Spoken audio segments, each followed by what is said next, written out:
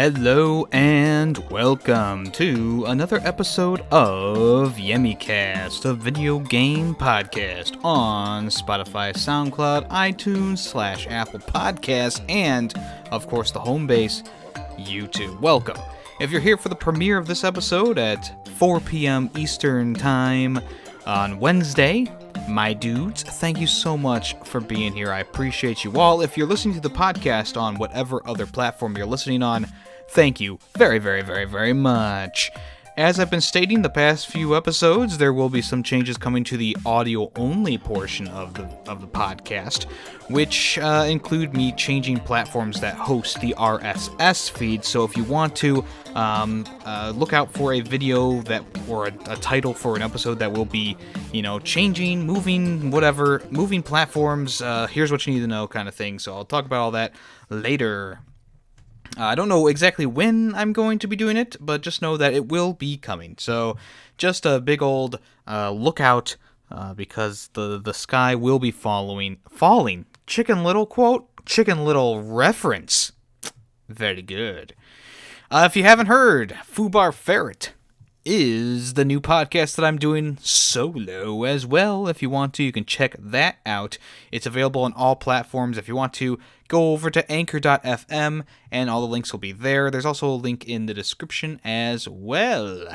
Other than that, not much else to say before we go into the news from this last week. There's been a lot of interesting and crazy news that happened this last few weeks. Well, actually, it's just been a week.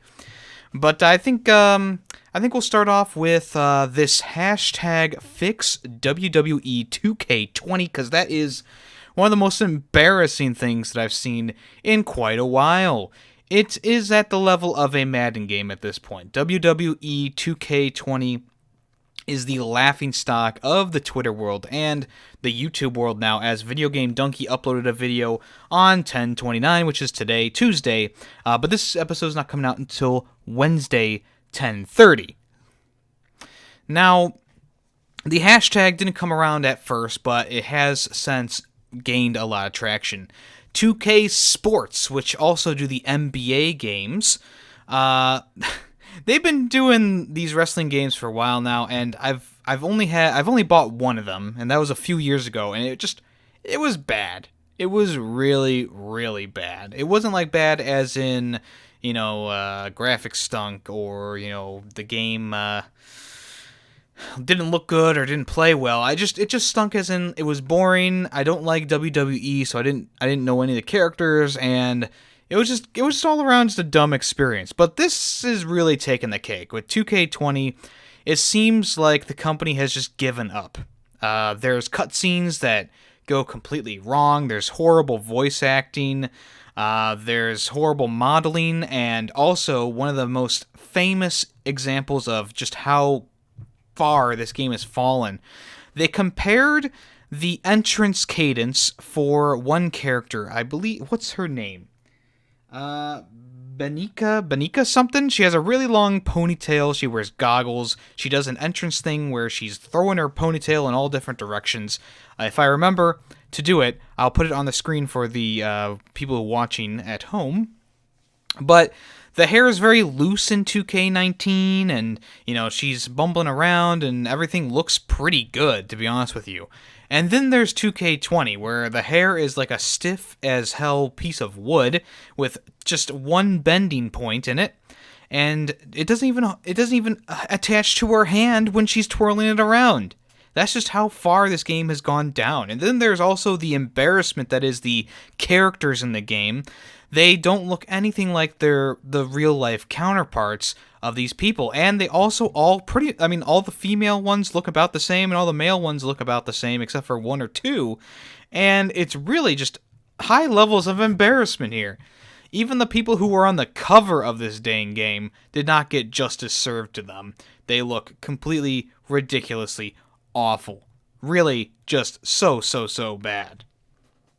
And you would think that they would prioritize getting these characters to look right and, the dance moves and cadences down, but frankly, it seems like they probably should have delayed this game a little bit. Probably should have taken maybe a year off to get themselves situated. Maybe just put up an update with a better character roster on 2K19. That's the problem with these yearly release type games nowadays. Even though this game was probably in development for a while, it's obviously just, I don't know, it was just glossed over. They thought that 2020 was just like, maybe we'll get through it. I don't know. It's just the amount of crap that's happening in this game is just off the walls. There's things that are game-breaking bugs in this game. There's one bug where Becky Lynch puts the WWE title belt into her ass. There's also another one where, and this has happened in a lot of videos that I watched, where someone will try to pin the opponent, and the referee just won't count them down for one specific person. It will count down the AI, the other person, but they won't count down the one player. There's also ones where the ropes and stuff like that are going crazy. If someone's on the ropes, they're glitching out. There's people, like, a lot of times you'll see, like, the characters will be crouching. Their legs will look like they're broken. Like, all the characters on the screen will be legs broken, walking around. It's just a bunch of shit piled on top of shit, to be honest with you.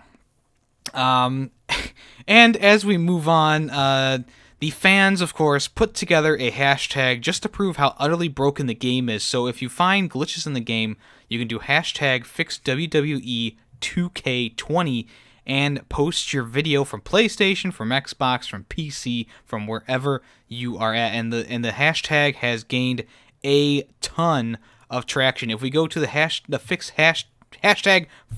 fix WWE 2K20, you can see that there are just endless amounts of mentions throughout this list. But I do remember that it was on the trending page for Twitter hashtags for at least the full weekend last weekend, which is loads and loads of people just, throwing their images out there. There's one where someone put a mask over their face, and it glitched out so much that it went into their head and started pixelating, and I don't know. It's unreal to look at a game that's this big, that sells this many copies, and this is what happens. It's ridiculous. So, the developer has come out, 2K, has come out and promised that there's going to be a patch after this disastrous launch, and you're going to have to wait for it. People bought this game for $60, and it's obviously a complete shit show.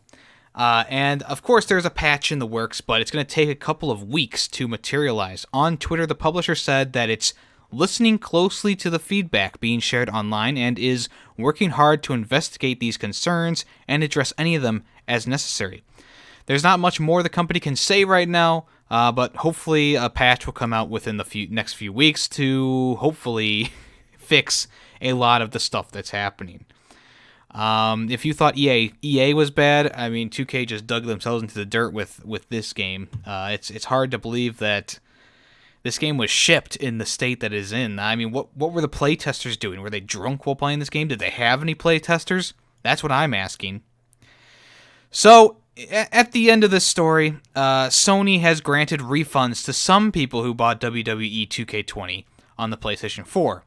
And it really just kind of, like, getting a refund for the game just comes down to being connected to the right Sony support representative. There's been a handful of refunds granted out to people for the purchase of the title, while others are getting denied, have been getting denied pretty much. If you're looking to get your money back on a digital copy of 2K20, it may be worth attempting to connect with various customer support assistants and seeing what happens. You can also, all this can be done on the PlayStation Support Network website. But if you really, really want to, get your money back for 2K20, just go, I think GameStop has the, if you're not happy with the game in the 7 days or something like that, a new game in 7 days, you'll be able to bring it back for a full refund or something like that, which I think has been, of course, is over now because the game's been out since the 22nd, so a week has passed. which is unfortunate for people. But I think you could still probably take it back to your local retail and get a refund. I don't see why they wouldn't accept it. It's a little bit more difficult with the digital front because there's more terms and restrictions, and really you can only get refunds like on things that like are obvious to Sony or the support representative. I mean, I don't know I've never tried to get a refund from Sony. I've done it through Steam and stuff like that on games that have been broken at release or games that I just did not like. There was that one game, what was it called? Big Red or something like that?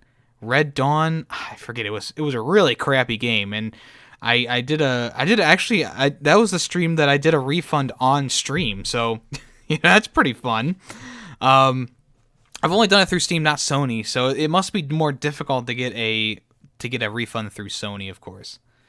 But yeah, that's kind of the saga that's been happening with 2K20 right now. The hashtag is still in full force, and we'll see what happens in the future with this game. It may die out, it may die down, but I think Donkey's video game Donkey's new video, will kind of bring it back up into the mainstream, and hopefully this game can get fixed in the near future. Speaking of train wrecks, nice segue, Yemmy. Oh, thank you. Fallout 76 has its new Fallout First mode, which is a premium membership for Fallout 76, and it's going to cost $100 for the subscription for a whole year. I have very negative feelings for this. Fallout 76, of course, has been... I mean, it's literally been a train wreck since it came out. So many people have crapped on this game, and so many videos have been made, and so many things have just gone wrong with this game in general. And the fact that they're saying, hey, you bought this game for $60 when it first came out. If you're lucky, it's $20 now. Hey, here's a subscription service. Give us more money. Our microtransaction store is complete bullshit, but hey, give us more money.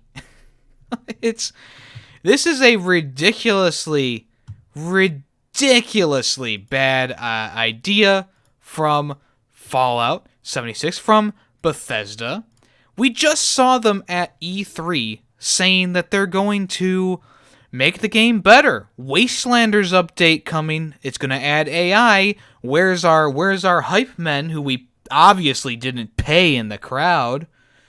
Nowhere to be seen, because Wastelands has been delayed. That's right, the long-awaited Wastelands update has been delayed. So Fallout First is a premium membership for this online-only shooter. It's going to grant you access to private servers, unlimited storage for crafting items, a monthly supply of items, and much more.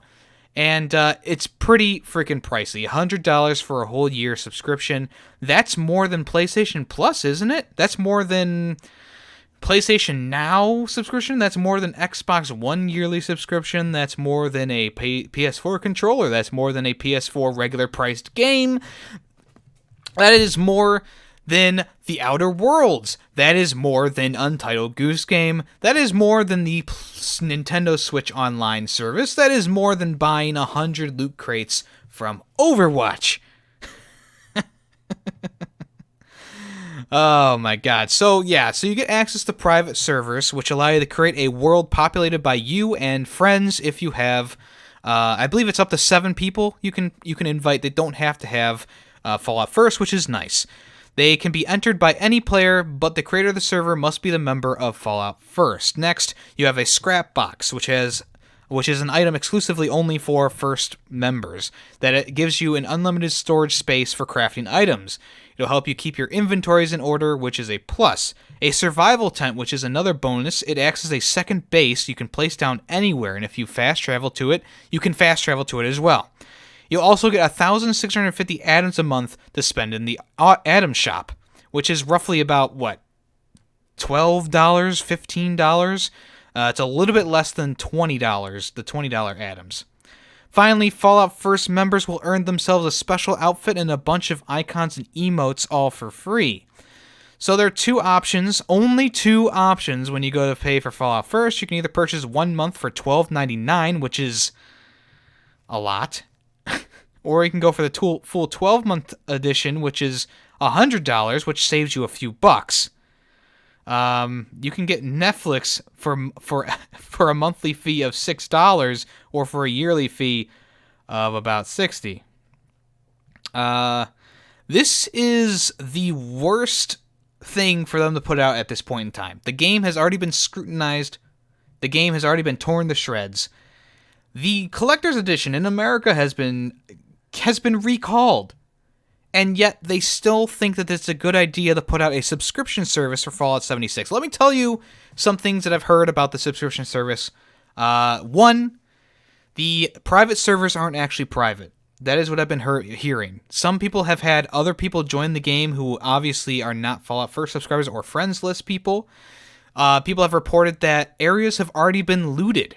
Essentially, the game has taken a server that has already been populated by people, kicked them out of the server, and of course put you in that server. So places have already been looted, which is not good if you're looking for a solo private experience.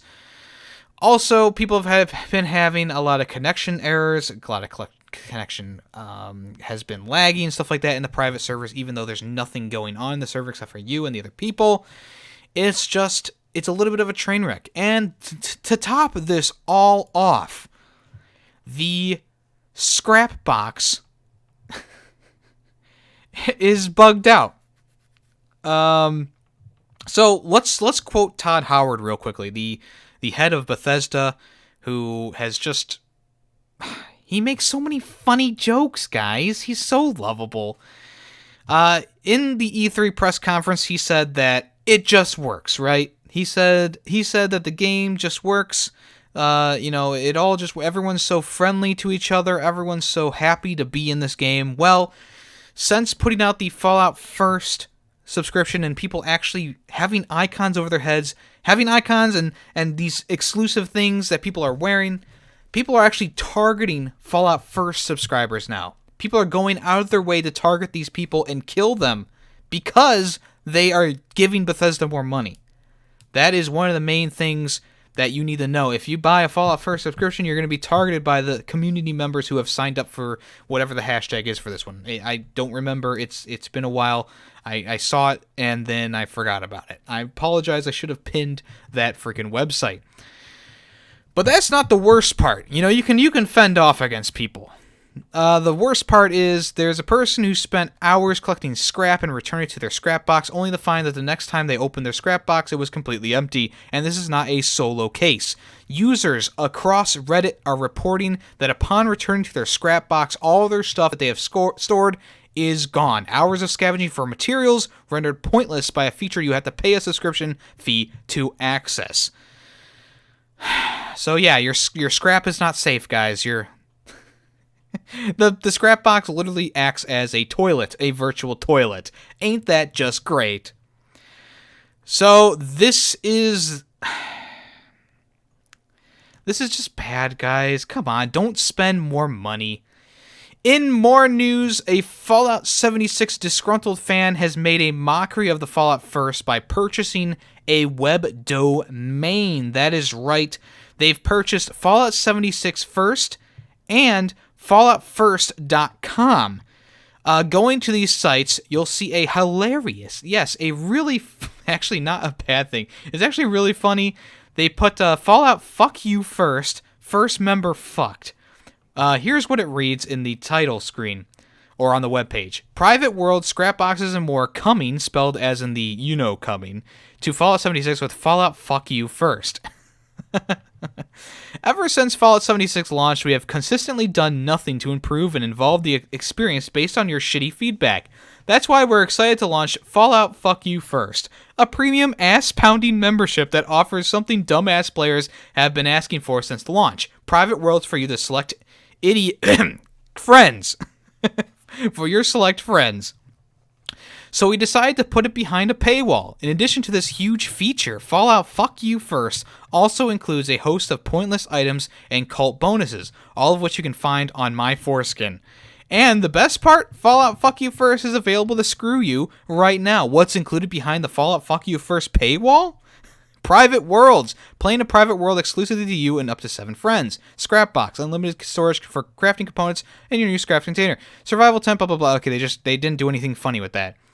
Private worlds. This shitty community has been begging for the ability to play alone in private worlds since before the launch of Fallout 76, like what a Fallout game should be. And we begrudgingly announced that they are coming to the game with Fallout Fuck You First.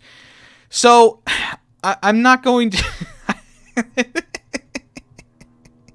I'm not going to read through this whole thing, but it is hilarious. Go to Fallout 76 First or FalloutFirst.com to read through this. It is fucking hilarious. The new sex tent, guys. Drop the new sex tent to quickly set up a forward operating base when you're roughing it out on the wilderness during your next adventure. The sex tent comes complete with a stash, sleeping bag, scrap box, cooking station, blah, blah, blah. So it's just funny. It is really fucking funny what this guy did. And he really just hammered it all out. So yeah, he's asking for donations to host. If you want to, you can go to the website. It's at the bottom. One of the last things that I want to talk about is the exclusive Ranger armor that looks like the Fallout 76 version of the main character on the box. Not the main character, but the person on the box of that game. And I believe they did this just to kind of do a little FU to Outer Worlds. They released this alongside Outer Worlds. And Outer Worlds obviously is a stronger game than Fallout 76. Explore in a discount version of Not So Ranger armor outfit available for Fallout Fuck You First slaves. The sex tent and scrap box can both be used in public and private worlds by Fallout Fuck You First slaves. So there you go. That's kind of the whole debacle here. Like I said, please go to FalloutFirst.com, Fallout76First.com, before Bethesda forces them to take it down. Obviously, it's hilarious. Obviously, it's just the best thing. It's just the best response to this. So we'll see what happens next in the saga. That's right, it's a saga of Fallout 76. This is definitely going to be a game that goes down in history, and not for the reasons that Bethesda hopes for.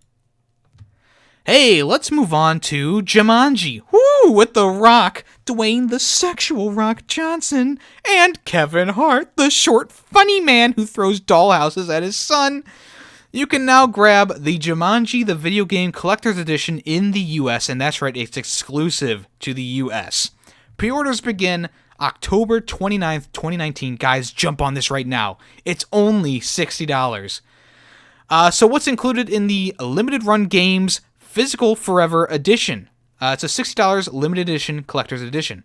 Well, it comes with a board game style gatefold box, which is just like the movie, which is awesome. I commend them for that. No matter how bad this game or how good this game is, this collector's edition actually, I think, is worth it. $60 for this stuff looks really cool. So what'd you get? Sorry, guys. You get the Jumanji box that it's a Switch case with the Jumanji stuff on the front. It folds open just like the game actually does. Inside, there's an 18 by 24 poster with just Jumanji the video game, pretty much just the cover of the game. There's the original soundtrack for the game on compact disc, aka CD, and also the physical version of the game as well, along with board game figurines original from the movie, and those are pretty sweet. So Outright Games partnered with Limited Run Games to bring the Forever Physical Edition of the game. It's going to be released, I believe it's going to be released on the 8th of November, along with the game itself. And like I said, it's not available in the UK or Europe, so sorry, Shinobi Nando. Looks like you're going to be missing out on this gem of a physical edition. Alright, so we got more Reggie Fils-Aimé news. Reggie has earned legendary status, and he's going to receive the Andrew Yoon Legend Award in New York. So it's been a very exciting few months for Reggie. He's, been at colleges doing campus runs. He's been helping out with his local communities.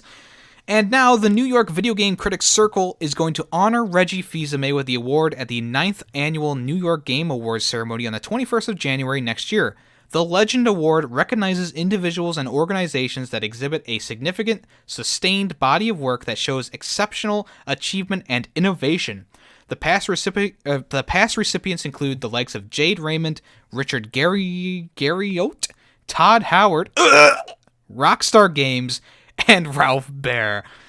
Here's what Reggie has to say in response, which was taken from a press release on the matter. I am humbled and honored to be recognized with this award from an organization that I respect and admire.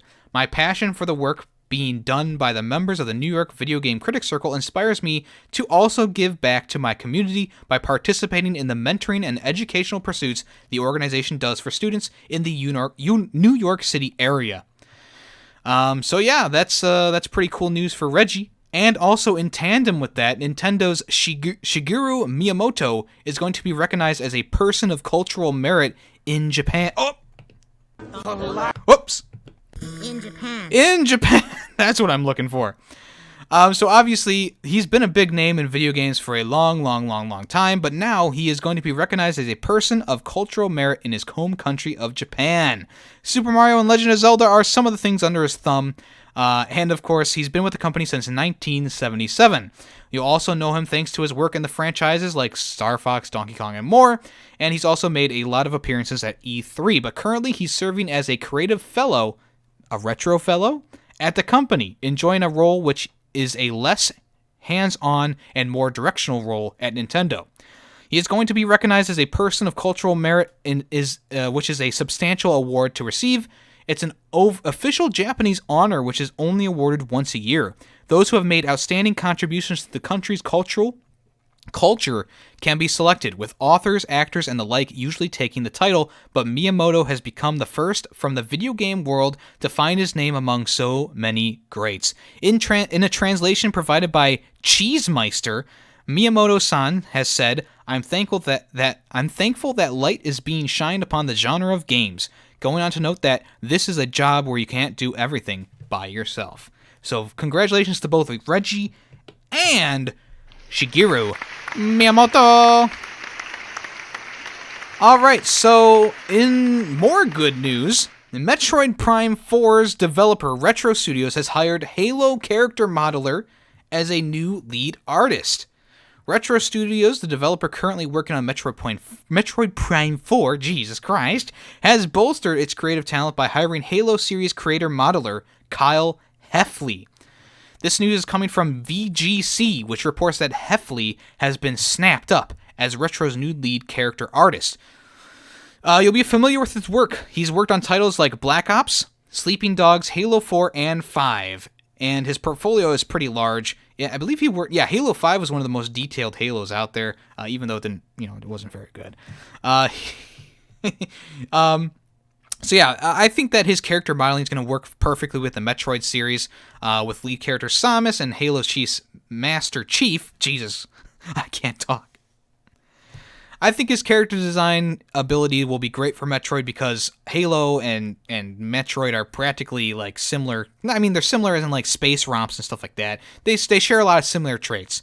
So yeah, back in January, if you don't recall, Nintendo revealed that the game's development has been entirely scrapped and restarted, and Retro Studios was put onto the project, and it looks like they have taken another direction with the art as well, so hopefully this game will finally get off the ground and be in our hands, hopefully by 2 years from now. Alright, so there's a launch patch for both Resident Evil 5 and 6 on the Switch, which is adding gyroscopic and motion controls. So if you didn't know, Resident Evil 5 and 6 are available on the Switch eShop today, and with the launch of the game is a patch for both games which add the gyroscopic and motion controls. Capcom revealed this information on the official Resident Evil Twitter account. At @RE_games said, "Heads up, RE fans, Resident Evil 5 and 6 on Nintendo Switch will each include a patch at launch that includes gyroscopic and motion controls, giving you even more control over how you play. Both games land tomorrow, so pre-purchase now to start playing right at launch." So yeah, there's also demos for these games, so if you want to try them out before you buy them. Of course, Resident Evil 5 is not really horror-based, but it's still a pretty fun game, and then Resident Evil 6 was kind of a train wreck. And of course, the games are going to be 18 gigabytes each, so make sure you got some space on your hard drive. I don't know if did they add this to Resident Evil 4 yet? I don't think so. I didn't think they ever added this yet, but maybe this means that it's going to be coming in the near future. Speaking of Switch ports, The Outer Worlds won't be released on the Switch until next year. So Obsidian Entertainment, their game Outer Worlds came out last Friday, and of course it's been critically acclaimed, and myself too, I've cried it as well. And according to a new press release from the game's publisher, Private Division, the hybrid version of the game will be arriving in 2020. So next year. Games Radar speculates it could take up to 5 additional months to bring the game to the Switch based on the time it took them to port Dark Souls Remastered across the platform. The fiscal year for Take-Two also ends in March 2020, which could be another reason to make it available then. So the port specialist Vertusio, who is doing the Outer Worlds port, said they had to convince Obsidian to bring the game to the Switch. During a recent US Gamer interview, co-game director Leonard Boyarsky said the Nintendo port came as something of a surprise to the team. He's quoted as saying, "We weren't sure it could be done, but then the Virtuos team started coming out with all these games on Nintendo Switch, and we thought, wow, that's great." And then we saw the proof of concept from the external team who is doing it, and we are very, very surprised. In an interview with GameIndustry.biz at the start of the month, Vertusio's Vice President of Games, Elijah Freeman, stated how the company was only interested in offering Switch players the best ports possible. For existing Switch releases, Vertusio helped out with Starlink Battle for Atlas, LA Noire, and Dark Souls Remastered. So, yeah, we'll see what happens next with the game. Hopefully by 2020, our Switch friends will be getting a port of this game. As for me and our PC counterparts and Xbox people, we're enjoying the game. I don't know about you guys. Let me know what you think of the Outer Worlds. And hopefully, I'll be doing a semi-review of both Call of Duty Modern Warfare and Outer Worlds in a future episode of YemmyCast, or possibly in their own videos on their own. Alright, so the Kickstarter for the Cuphead-style Enchanted Portals game is delayed following publisher interest, which is kind of interesting. So, if you don't recall, Enchanted Portals caused a little bit of a stir when they revealed how the game was going to look earlier this month. Many fans accusing the two-person studio Exio for shamelessly ripping off the style of Cuphead. So the original plan was to launch a Kickstarter campaign to launch the fund. Oh my god, I can't talk. Campaign the fund development of the game, but XO has stated on Facebook that there are talks in progress and a crowdfunding drive, while not totally canned at this stage, is going to be delayed indefinitely. Hi everyone, we're super happy to announce that we're in the middle of negotiations with the publisher. Things are still in the air, so we're not going to cancel the Kickstarter campaign just yet, but we will be delaying it indefinitely while we sort this out. This is really good news because if all goes well, we could start working on the game much sooner than expected, being able to solely focus on production and with a much higher scope than we previously thought possible. If a publisher picks this game up, they may be put under some backlash, to be honest with you, because the game does look so similar to Cuphead and actually plays very, very similar from the screenshots we've seen. But, you know, maybe this will be a good thing. Maybe a little bit of direction from a publisher will make the game more unique than what it looks right now. Of course, this is another wait-and-see type scenario. And moving right along, we're talking about Bethesda again. Hey, Todd Howard. Yes? Fuck off. The Elder Scrolls Blades for the Switch is going to require an online connection at all times. There is no offline mode being considered. So yeah, if you don't recall, at E3, Elder Scrolls Blades was announced for the Switch, which is going to be a free-to-play mobile title being ported to Nintendo's hybrid device in the fall. It's going to support both cross-play and cross-progression. During an interview with Nintendo Everything, the Bethesda team revealed some additional information about the Switch release. Due to its mobile links, it will require the player to be online at all times. Having an offline mode is something we definitely hear from a lot of players or people for the game in general. So that's something we always constantly look at, like how will we do it? We want to make sure the online game we're adding PvP in the fall, and we want to make sure cheating isn't an issue. So it's like, how do we do an online mode that makes sense? Right now, we're requiring an internet connection, but in the future, it's something we may add if we have a good solution for it. So, they're not even sure if the online mode is actually going to work for the game yet, and they're not even going to consider an offline mode. Pretty smart, guys. In that same interview, Bethesda confirmed the Switch release would not include touch controls. The team found that playing with a Joy-Con feels great, and having to take your finger off the Joy-Con to touch the screen was not. As for Amiibo support, it's something that's on the table but will depend on the timing and what else is planned for the Nintendo version of the game. Are you looking forward to the Elder Scrolls Blades on the Switch? Let me know in the comments below. Alright, so Epic Games is suing a user experience tester for leaking Fortnite Chapter 2 details. The second chapter of Fortnite wasn't a well-kept secret because there were leaks all over the internet, but it hasn't stopped Epic Games from taking legal action against one particular individual who allegedly broke a non-disclosure agreement after he revealed information he learned as a user experience tester. Epic filed the lawsuit at a North Carolina court on Friday, accusing Ronald Sykes, who is at Invisible Llama 9, of spoiling surprises the developer had planned for the community. He did so at the expense of Epic and those in the Fortnite community who were anxiously awaiting the new season of Fortnite, only to have some of Epic's planned surprises spoiled by Sykes' leaks. Sykes first played the new content in late September. 3 days later, he told another user on Twitter that he had played S11, Season 11.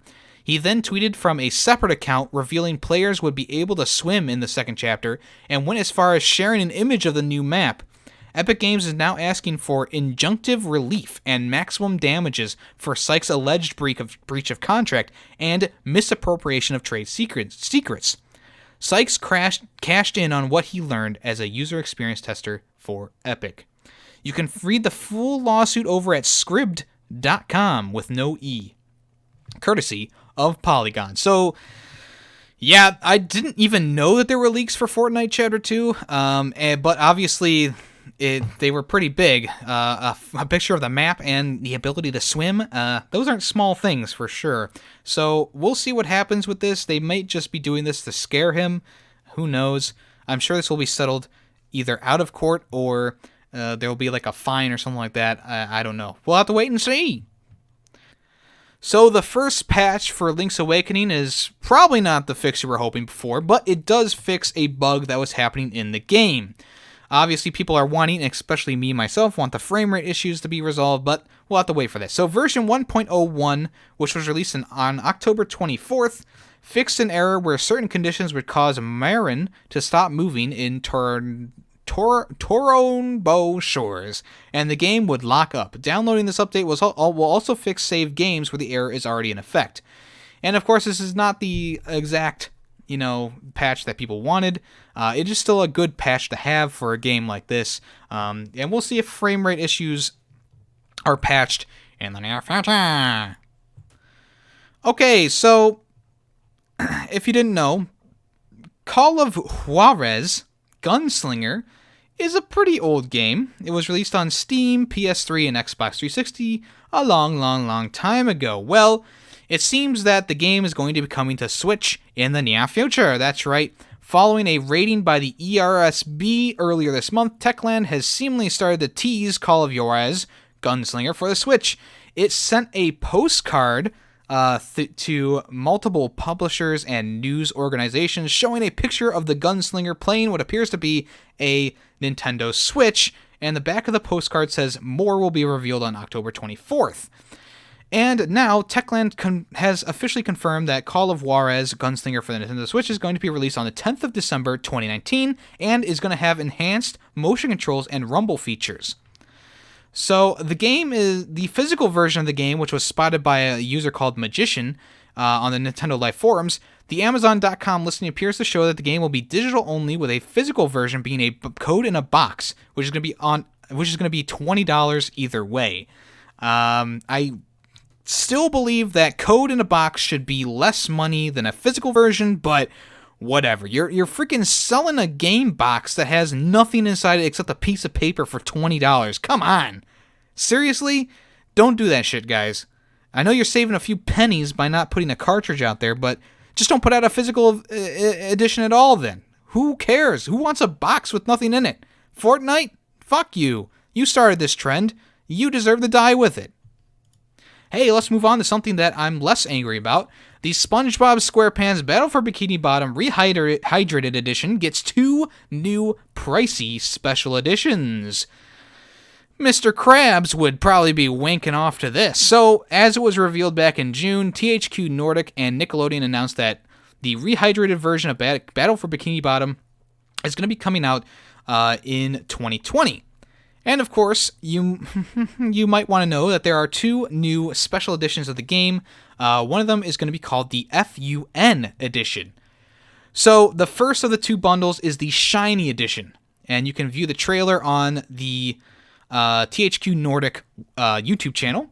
It's going to come with an 8-inch, 20-centimeter SpongeBob figurine with golden spatula and flexible tongue, which is pretty cool. It's just SpongeBob standing on top of a robot's dead head, I guess you would say, and Gary looking at him. He's doing the kind of the call from the show, and he has a golden spatula in his hand, and obviously the tongue is able to be shaped in the way that you want it to. It's going to come with wall stickers, 6 lithographs, SpongeBob SquarePants tennis socks, and the game itself, and that's going to be for about 150 buckaroonies, which isn't bad for a special edition with a statue in it. But next we come to the FUN, or aka Fun Edition, and there's also a separate trailer for that on the YouTube channel as well. It's going to come with the same 8 inches, 20 centimeter, 8 inches, 20 centimeter SpongeBob figurine with golden spatula and flexible tongue. It's also going to come with a 7-inch, 18 centimeter figurine of Patrick, who is crushing a watermelon under his feet, and he's holding a watermelon with underwear on it. And it's also going to come with a Sandy 8-inch, 20 centimeter figurine, and she's holding a lasso overhead, and there is one of those boxes you can crush behind her. It's also going to come with the same wall stickers, a set of Tiki key rings, 6 lithographs, SpongeBob SquarePants tennis socks, and the game itself, and that's going to sell for about 300 slaps in the face. Woo! Okay. So yeah, interesting, I guess you would say. This is 3 statues, 3 freaking statues. So I guess the price is, even though it's pretty high, I guess it's justified. You get 3 statues or figurines. You get the socks, the stickers, the game itself, the lithographs, which are just pictures of artwork on nicely coated paper, and then also the keychains, which are pretty cool in their own right. If you want to, you can check that out. I think a lot of people are going to be staying away from it, though, because it is pretty freaking pricey. Alright, so the Ubisoft open world adventure Gods and Monsters has been delayed. It also, alongside it, Watch Dogs and Rainbow Six titles have been delayed as well. In a Ubisoft press release detailing the company's financial targets and release schedule for 2019 to 2020, suggests that its multi-platform open-world adventure game Gods and Monsters has been pushed back to the next financial year.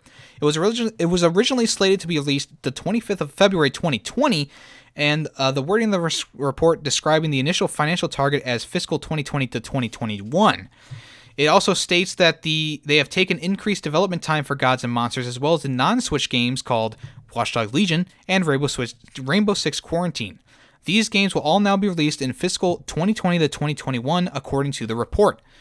According to the document, the disappointing performance of Ghost Recon Breakpoint has caused the company to reevaluate its approach and lineup for the upcoming year.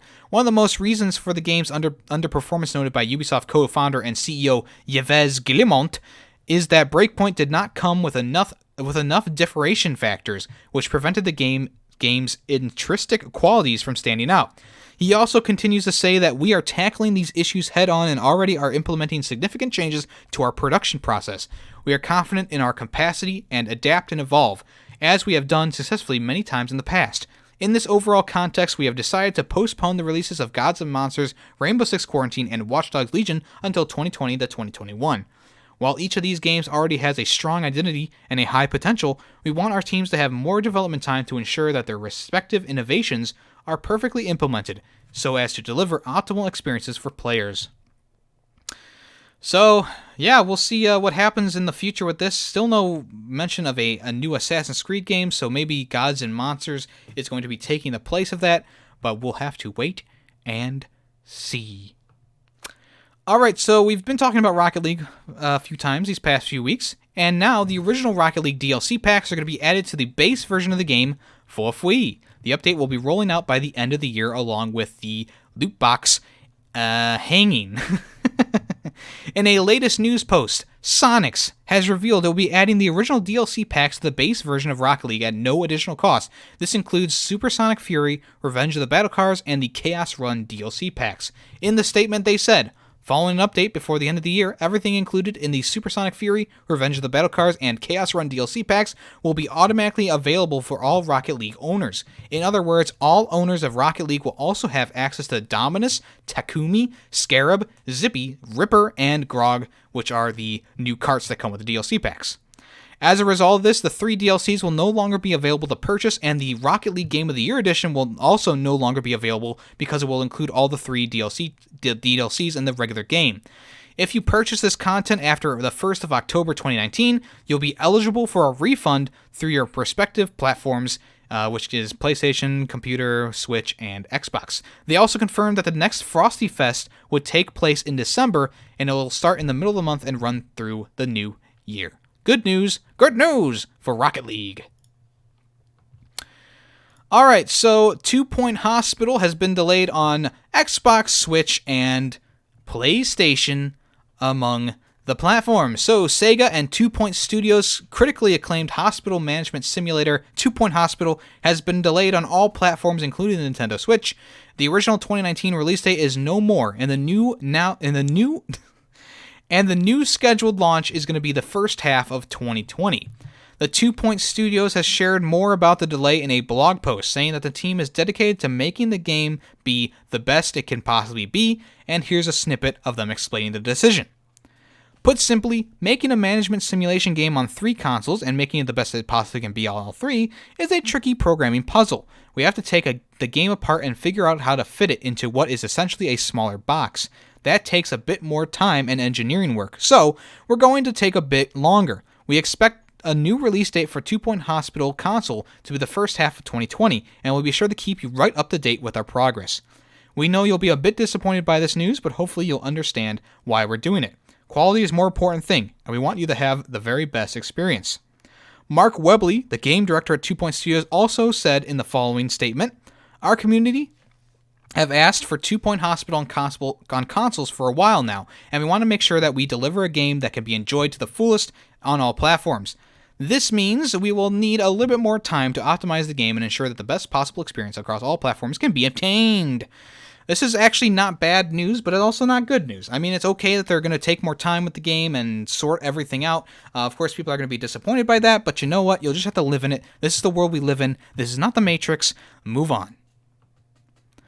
Alright, so Hideo Kojima would like to make a PSVR game in the future, but he's not free enough at the moment. He wants to make a PT-like game on the PSVR. So at Kojima Productions, Death Stranding is about to be put out the doors about 10 days away. November 8th is going to be the launch date of that.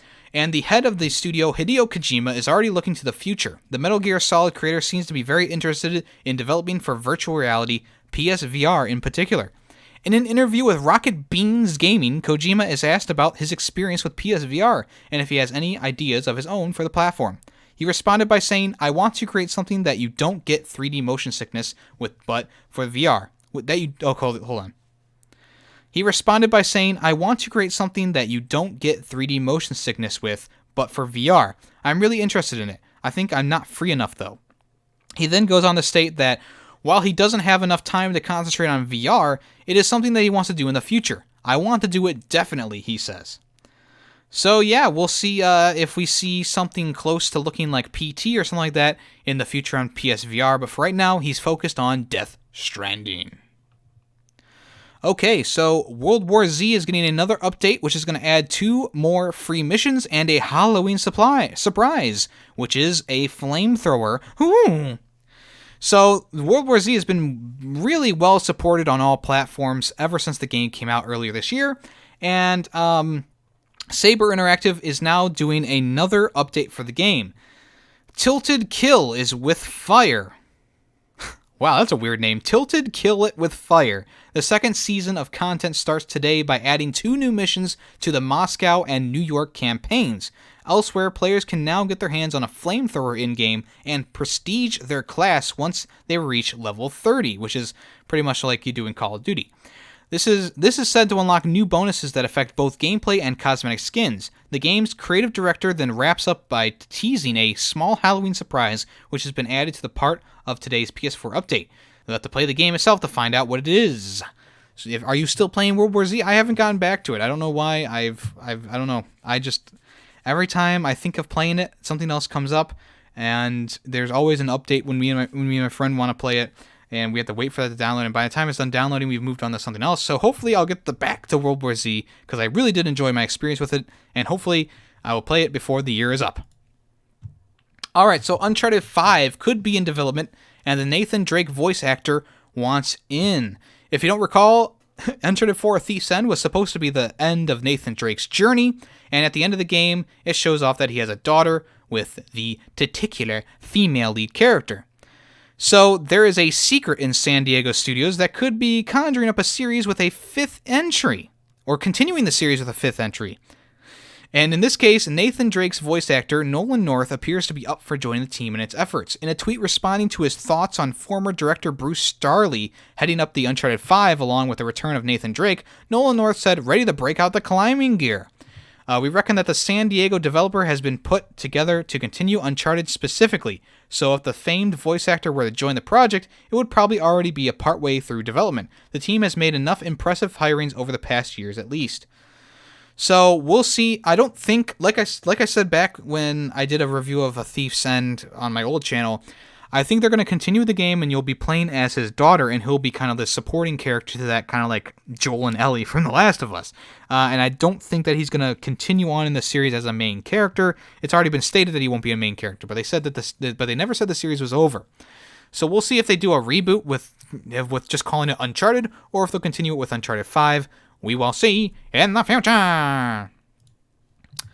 Alright, so Death Stranding is going to come to the PC in 2020. Kojima Productions has confirmed it on Twitter. So with the Death Stranding release looming over the PS4, which is on the 8th of November 2019, it's not going to be tied to Sony's console specifically forever. Kojima Productions has confirmed that the mysterious open world title will launch on the PC in early summer of 2020, and it's going to be published by 505 Games. They came out on Twitter saying, "Thanks to all of you who have been supporting Death Stranding. Death Stranding release on PS4 is November 8th, 2019. Furthermore, Kojima Productions is happy to announce that Death Stranding will be coming to PC in early summer of 2020. Hashtag Kojima Productions, hashtag Death Stranding PC." So this isn't like a huge shock to me. I could tell that they were going to release this game on a different platform from the get-go. It's cool it's going to be exclusive for a little while, kind of like Detroit Become Human was, but of course the bottom line is they want to make money, and it will be coming to the PC, just like Journey back in the day. Alright, so Overwatch 2 has been sort of announced and confirmed, but Blizzard is still under a little bit of fire before BlizzCon. So it's come out that Overwatch 2 is going to possibly ease tensions at the new BlizzCon convention later this week, and the company recently came under fire because of the Professional Hearthstone debacle, which I already went over in a later episode of YemmyCast. So, with this little leak, the person claims that hero talents and in-game talents are coming to PvE, and one of the missions will be a 4-player story experience set in Rio de Janeiro. Apparently, there's going to be a greater emphasis on narrative this time through a fresh multiplayer mode named Push. It's going to join the release's ranks. You should expect an unveiling of the new hero during BlizzCon as well, with attendees at Anaheim Convention Center able to go hands-on with the sequel this weekend. There's a new updated logo for the title, but there's no word on platforms just yet or a release date. Probably going to be releasing on PS5 and Project Scarlet, to be honest with you. It's cool that they're going to be doing more with the story. Like I said when I originally played Overwatch, it seemed like these characters were set up for a story mode. There's characters who have specific looks to them that are, contrary to other characters. I don't understand why they didn't put in like a miniature story mode. It's a cool concept that they had going into it with, these are, heroes and stuff like that just don't have a job anymore, but they're coming back out. But the game was a PvP experience. It was very strange. So we'll see what they do with Overwatch 2, which is what it's probably going to be called in the future. Alright, if you want it, you can have it. Cyberpunk 2077's incredibly cool jacket is available to pre-order now. Cyberpunk 2077's real-world jacket has been seen worn by CG Product Red employees and handed out at the industry events which is going to be a piece of merchandise that will be available on its own. The jackets are now available to pre-order on the publisher's official store, and the asking price is going to be about $100. Shipping and packaging costs will increase the price, however. This piece of clothing has been sold online through various sources for prices a lot higher than this, but CG Projekt Red has always promised that it would always offer an official store release eventually, and here it is. So on Twitter they said, the Ultimate Cyberpunk merch is now available for pre-order in the CDPR store, and they have links to the respective websites. Kind of sucks to be a person who bought this jacket for over $1,000. They could have just waited a few months, but they didn't. The jacket's cool. You've already seen the jacket. I don't need to go over it, but the jacket is cool. So, there you go. Alright, so The Last of Us 2 has been delayed until May 2020. Of course, you probably already heard this news. I'm a little late on this. Neil Druckmann, who talked to PlayStation Blog, confirmed that the delay of The Last of Us Part 2 is going to be on the 29th of May 2020. He's quoted as saying, "While we're relieved we won't have to compromise our vision, we're disappointed that we weren't able to avoid this exact situation. We wish we could have foreseen the amount of polish we needed, but the size and scope of this game got the better of us. We hate disappointing our fans, and for that, we are sorry." It's only 3 months later than the original date, which is not bad. It's a lot better than the Doom Eternal delay. We'll see what the polish of course, all games need a little bit of polish at the end of it. So hopefully this will be what the game needs to make it Game of the Year worthy? I don't know. A lot of people are excited for this game. I just started going through the original game again on my own. Hopefully by the time that this gets released, I will be ready for the release. And finally, we got some Call of Duty Modern Warfare news. It's not going to be sold in Russia.